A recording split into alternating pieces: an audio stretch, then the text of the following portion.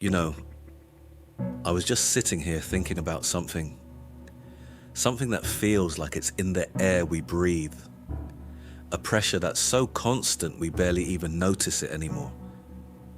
It's this weird, unspoken timeline we all seem to be on. You know the one that tells us where we're supposed to be in life, and by when. Graduate by 22, career by 25, married by 30, kids by 32. It's like a race we never signed up for, but we're all running it anyway. And if you're not hitting those milestones, if you're not in a relationship, if you're alone, well, then you're falling behind, right? But what if that's not the whole story? What if being alone isn't a sign that you're losing the race, but a sign that you've chosen to run a different one entirely? I want to talk about a woman I've been seeing a lot lately. Maybe you've seen her too. She's in the park, walking by herself, and she's not on her phone. She's at a cafe, reading a book, and she's not waiting for anyone. She's at the movies, and she's bought a ticket for one. She's the woman who walks alone.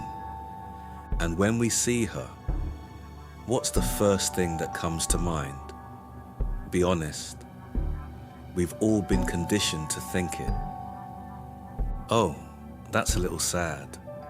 Or, I wonder what's wrong. We see her solitude, and we interpret it as loneliness. We see her independence, and we mistake it for isolation. We've been taught to see a woman alone and see a problem that needs to be solved. But what if we're seeing it all wrong? What if her solitude isn't a cage, but a kingdom? What if she's not alone because nobody wants her, but because she's finally chosen herself? Therefore, what we're actually witnessing isn't an ending, but a beginning, a quiet revolution, the birth of a woman who has decided she is already whole. This isn't a story about heartbreak. It's not about giving up on love.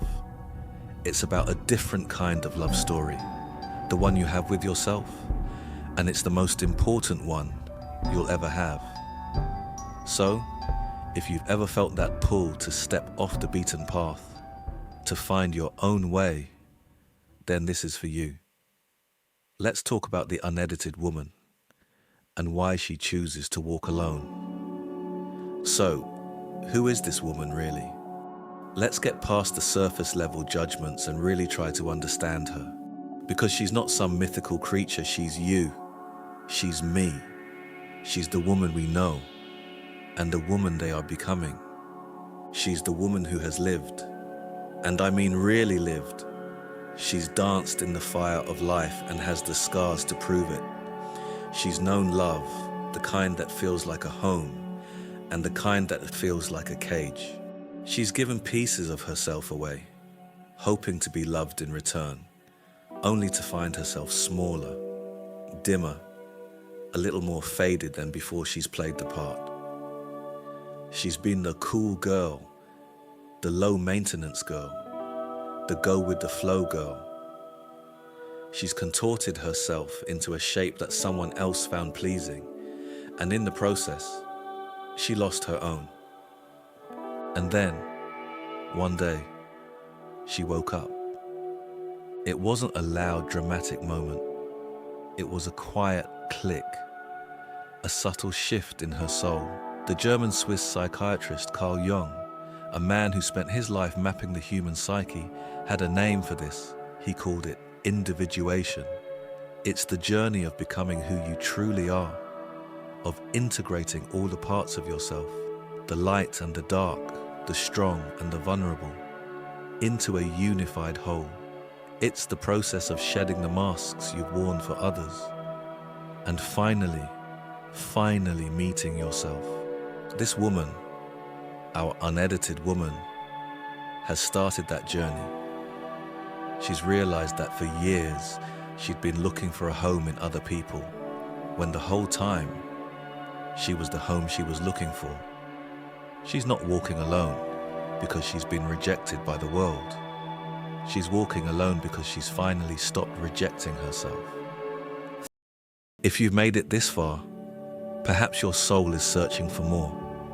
Start your journey today and visit our growing library of transformative ebooks and audiobooks at wisedaily.org. The link is in the pinned comment below. Become the person you were meant to be and awaken your transformation today. Think about it. How many times have we been told, in subtle and not so subtle ways, that our worth is tied to our relationship status, that a woman is not complete until she has a partner? It's in the movies we watch, the songs we listen to, the questions our families ask at holiday dinners. Are you seeing anyone? As if no is the wrong answer. This woman has unlearned that lie. She's deprogrammed herself from the social conditioning that tells her she is a half, waiting for another half. She's not a half. She's a whole, magnificent universe all on her own. And her decision to be alone is not a passive state of waiting. It's an active, conscious choice. It's a declaration of self-respect. She's not against love. Oh no, she loves love. She believes in its power, its beauty, its magic. But she's no longer willing to accept a version of love that asks her to be less than who she is. She's no longer willing to dim her light so someone else can feel brighter. She's no longer willing to edit her personality, her dreams, her very essence to fit into someone else's story. Therefore, she chooses to be the author of her own. This is the dance of her life now. The push and pull between what the world expects of her and what her soul knows to be true. She feels the pull of societal norms, the whispers of, "You'll be lonely," but she also feels the deep resonant hum of her own inner truth. Therefore, she keeps walking.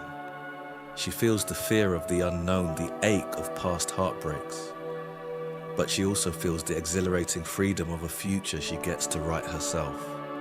Therefore, she keeps walking. She's not fearless. That's a common misconception about strong women.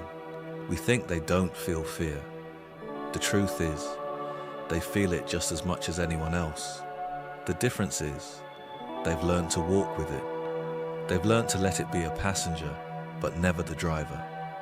As Jung would say, she has found wholeness not by eliminating the opposites within her, but by integrating them. She is both brave and afraid. She is both strong and vulnerable. She is both light and shadow. And she is learning to love all of it. This is the heart of her journey. It's not about finding someone who will love her. It's about becoming someone who will never, ever lose herself again. And from that place of wholeness, the love that comes will not be a rescue mission. It will be a celebration. It won't come to complete her. It will come to overflow with her. It's a beautiful idea, isn't it? This self-possessed whole woman, but let's be real. The world isn't always kind to women like her. In fact, the world is often terrified of them. A woman who doesn't need a partner to feel worthy. A woman who is financially independent, emotionally self-sufficient, and intellectually sovereign. A woman who doesn't bow to pressure, who doesn't seek validation, who refuses to be molded into a more convenient shape. That's not just a person. That's a quiet revolution in a world built on unspoken rules. She challenges the invisible structures that have been in place for centuries. The silent, emotional contracts that say a woman's value is in her ability to be chosen, to be a wife, to be a mother. When she chooses herself, when she says, "I am enough, right now as I am," she's not just speaking for herself. She's breaking a generational curse. She's rewriting a narrative that has been passed down through our grandmothers, and our mothers, and our sisters. And that is a dangerous thing to the status quo. It's revolutionary. Because when one woman breaks free, she gives other women permission to do the same. Her quiet confidence is a ripple that can become a wave. Her journey, even if it's walked alone, lights a path for others who are starting to wake up. So, the world pushes back. It tries to put her back in her box. It tells her she's selfish. It tells her she's intimidating. It tells her she's too much. It tries to convince her that her solitude is a curse, that she'll end up old and alone and regretful. It dangles the promise of a plastic prince, a love made for Instagram, a relationship that looks good on paper but feels empty in the soul. And does it hurt her? Of course it does. She's human. There are days when the loneliness feels heavy. There are days when she questions her path. There are days when she sees her friends getting married, having babies, and she feels a pang of something. Not jealousy exactly, but a sense of being different. A sense of being on a path that is less traveled and therefore less understood. But even on those hard days, she knows she can't go back. She's seen behind the curtain. She's tasted a kind of freedom that is more nourishing than any superficial validation. Therefore, she keeps going. Sometimes with tears in her eyes, sometimes with her shoulders squared and her head held high, but always with her feet planted firmly on the ground of her own being.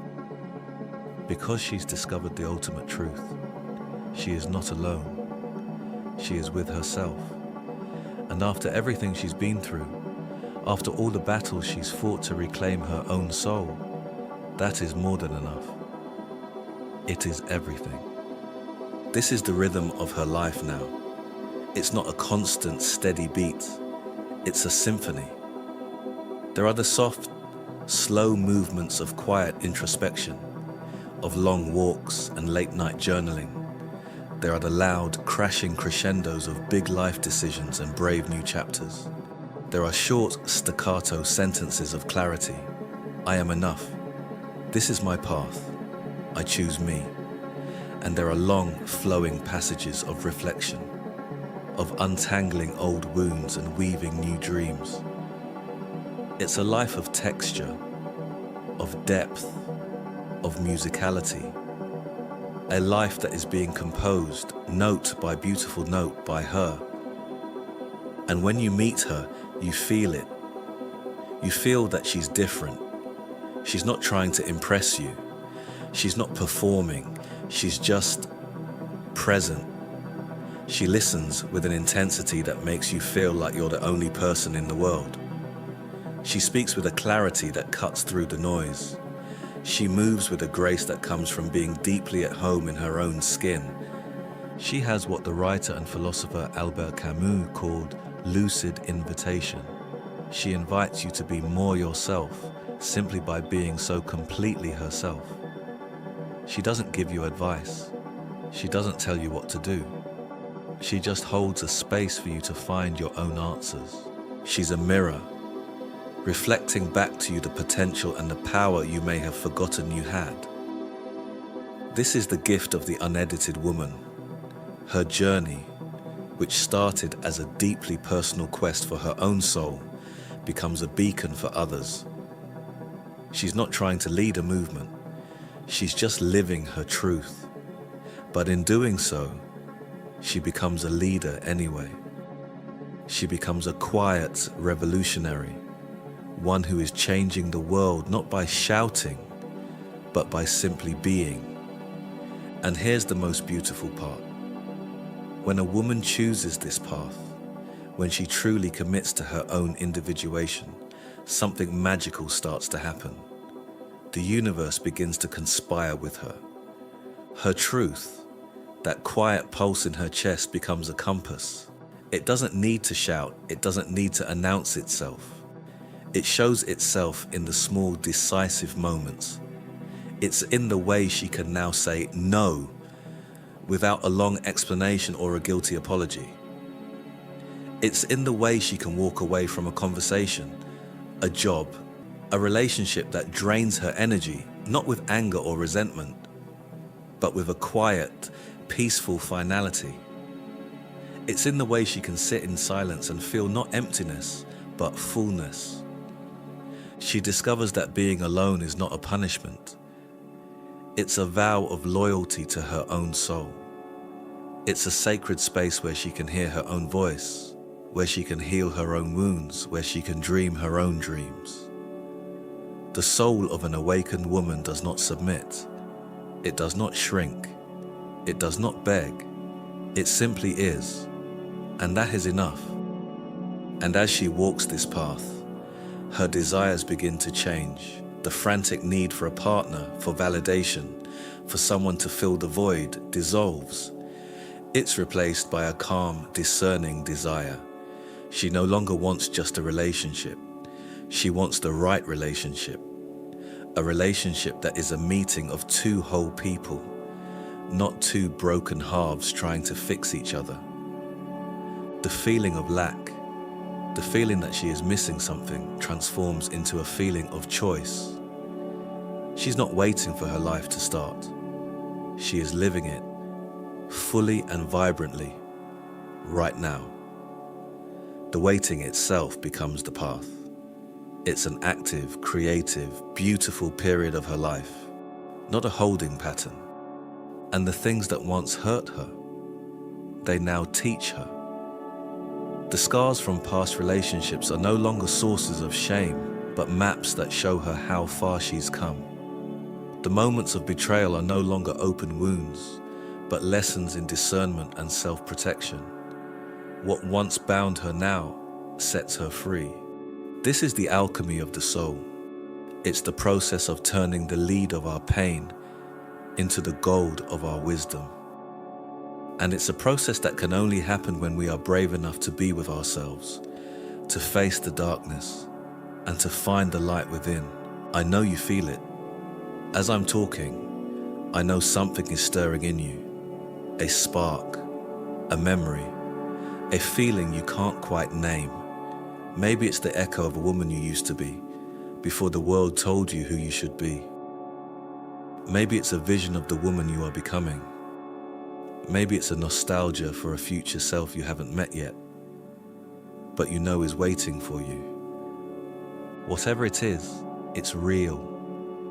It's a part of you that is asking to be seen. A part of you that no longer fits into the old molds. A part of you that, if you let it, could completely transform the way you see love, the way you see others, and most importantly, the way you see yourself. This woman who walks alone, this unedited woman, she is not an anomaly. She is an archetype. She is a symbol of emotional freedom.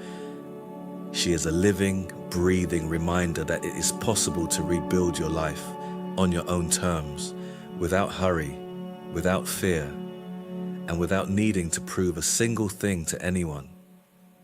She doesn't walk ahead of anyone, and she doesn't follow anyone. She carves her own path. It's unique. It's sacred. It's hers. And along the way, she leaves little breadcrumbs, little fires for the rest of us who are waking up too. So, if this story has touched something in you, if it has resonated with that deep, quiet place in your soul, it's not a coincidence. It's a confirmation. It's a sign that you too are ready for a new kind of love. A love that begins with a radical reconciliation with yourself. A love that is nourished by silence, by presence, by truth. A love that cannot be negotiated, begged for, or faked. And if that love hasn't arrived in your life yet, in the form of a partner, maybe it's not because you're not ready. Maybe it's because you first needed to become the woman who would no longer accept anything less than what she truly deserves. Maybe the universe is waiting for you to fall so deeply in love with your own life that the person who comes along is just a beautiful bonus, not the main event. This is the ultimate reverse engineering of a life. You start with the end in mind. The end is not a wedding. The end is not a relationship. The end is you, standing in your own power, in your own truth, completely and unapologetically yourself.